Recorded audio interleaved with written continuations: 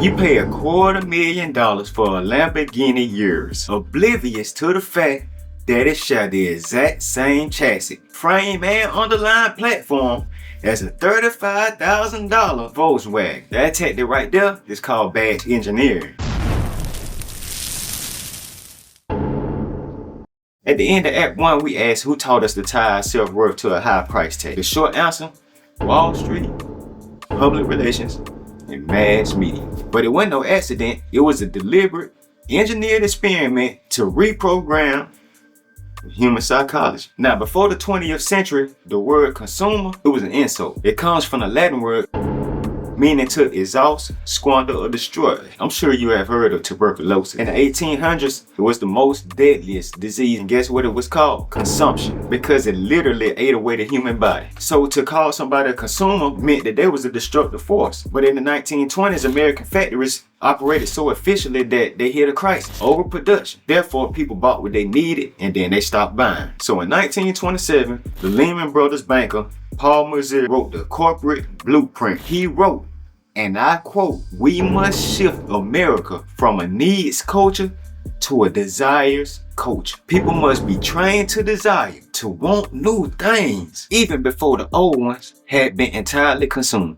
And to carry out this heist, they brought in Edward Bernays. He was the nephew of Sigmund Freud. Sure you heard of him. Bernays took his uncle theories on the subconscious mind and taught companies how to link mass-produced goods to human emotion. Stop selling clothes for want and start selling them for status. By the 1950s, brainwashing was working, but the working class was running out of liquid cash. Oh, but the banks found a way to solve this problem. 1958, Bank of America, they dropped 60,000 unsolicited plastic credit cards into the mailboxes of the Fresno, California residents. That was the birth of the revolving credit card, which later became Visa.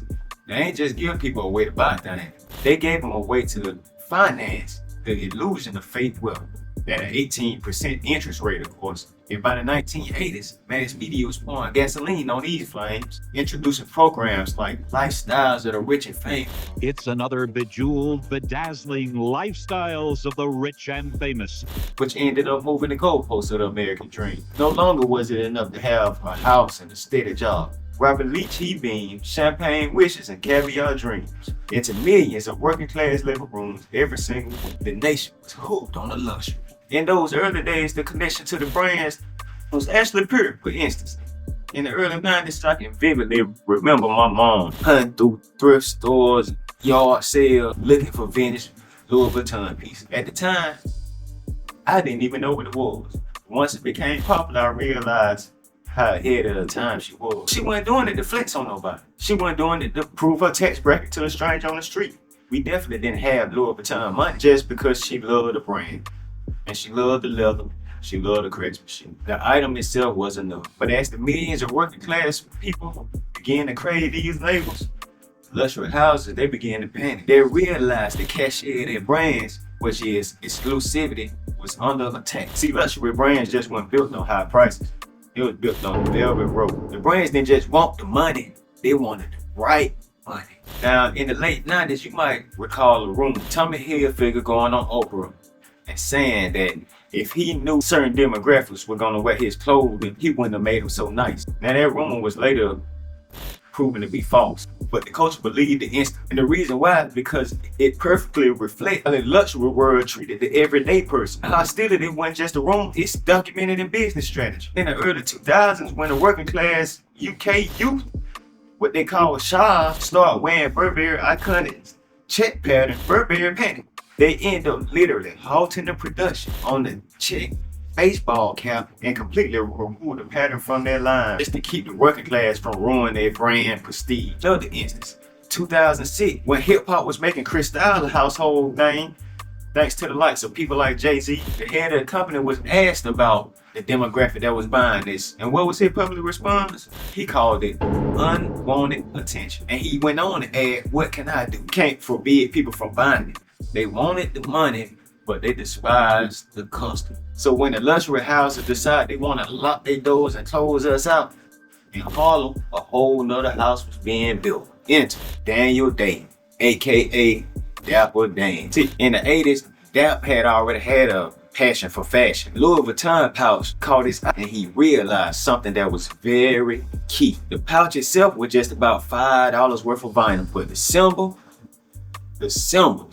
that was on the pouch, that's what gave it the power. And just like a jazz musician taking an existing chord and rewriting it, Dapper Dan began to create what he called knockups. Not knockoffs, knockups. He taught himself textile print. He bought luxury fabric, took logos from the same brands that excluded the community, turned them into oversized coats and custom clothing from everybody from the likes of gangsters and local hustlers to the pioneers of hip hop and even Olympian stars. In the luxury houses, what they do, respond the only way they know how, litigation. In 1992, after years of raids, including one that was executed by a future Supreme Court justice who was then at the time a representative of F.A.M.E, Miss Sonia Sotomayor, that was forced to close his doors and go back underground. One day, F.A.M.E came to raid me. Sotomayor. At the time, she was working for F.A.M.E, and she came on a raid. I had a coat in there that I had just finished, and it was for Big Daddy Kane. She looked at that coat and said, "Wow, this guy belongs downtown." She paid me a compliment and then raided the store and took everything. All of a sudden, everything came to an end. They sued him just to protect that velvet rope. But 30 years later, in 2017, you got Gucci sending a coat that was practically an exact copy jacket that Dapper Dan created for Olympian star Diane Dixon. All of a sudden, one of my creations popped up on the Gucci runway. It was the same Diane Dixon look that I had did 30 years earlier. I was used to white folks taking stuff from us. That was a given, you know? He had made this jacket in Harlem decades prior. You see, man, they ain't hate the culture creativity.